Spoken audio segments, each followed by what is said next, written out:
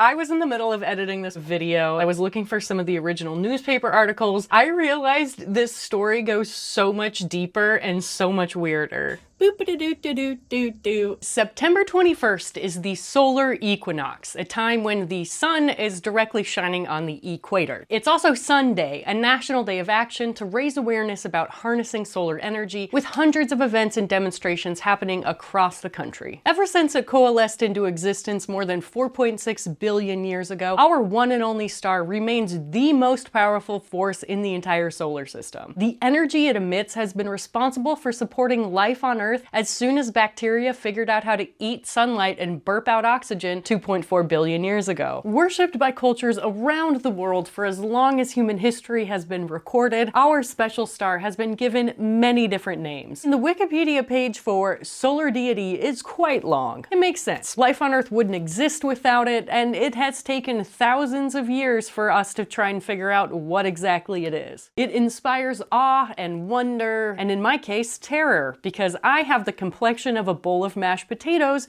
and burn like a vampire. Advancements in astronomical science have allowed people to take advantage of the sun in increasingly significant ways. But are we really harnessing its full potential? First of all, it was news to me that solar flares can be so powerful that they change Earth's electromagnetic field, disrupting satellites and power grids. The modern-day solar power movement starts in 1839. Teenager Edmund Becquerel was messing around in his dad's physics lab and discovered the photovoltaic effect. It's basically how to produce an electrical current by exposing certain materials to sunlight. Another highlight came in 1883 when inventor Charles Fritz showed off a solar panel made of selenium and gold capable of 1% energy conversion. Good job, Charles! The most fascinating part of this story doesn't happen until 1909 when inventor George Cove debuted his sun-powered design on a New York City rooftop and was featured prominently in Modern Electrics magazine and otherwise received a great amount of media attention. And maybe we'd be further along in the field of solar tech, but Cove was allegedly abducted a few months after his press premiere, supposedly by members of a rival fossil fuel company who threatened his life unless he stopped inventing stuff and closed up shop. The cops didn't take him seriously because they assumed that this was some sort of publicity stunt.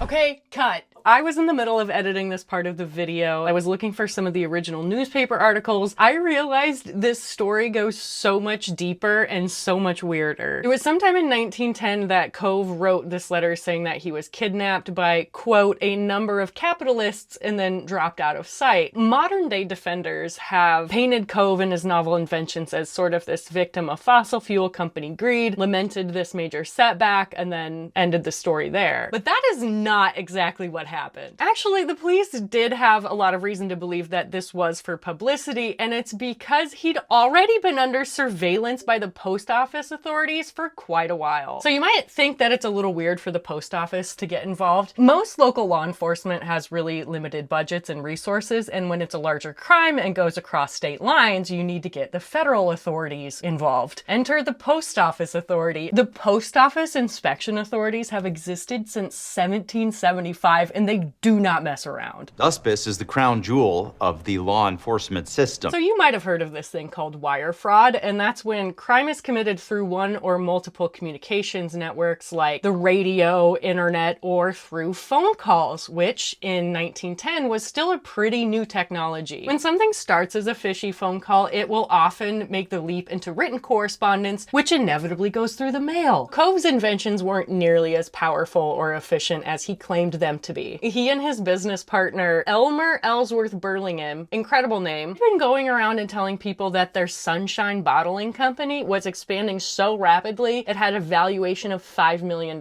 Today, that's like $165 million.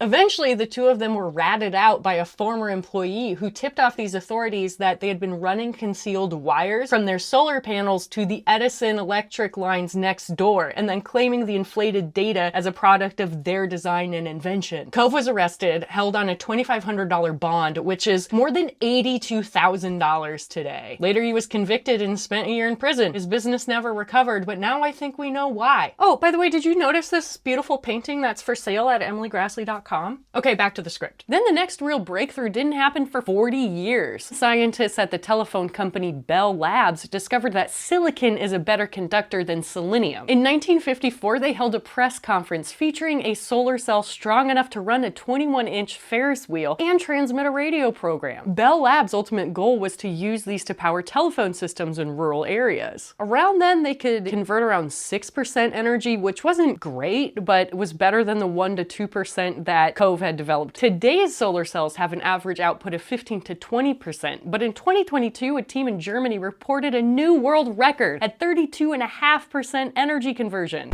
Fact checker Graslie back at it again. Turns out that is an old record. A new one was set in April of this year by Longy with a solar cell that can convert nearly 35% energy. That's bonkers! In the United States last year, more than 80% of new electricity capacity came from solar technology. Seems to me like the biggest things holding this back is the fact that solar panels are still kind of ugly.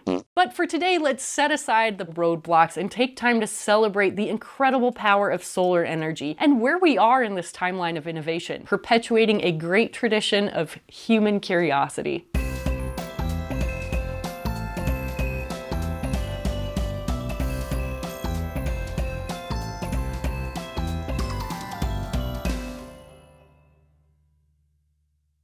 It still has brains on it.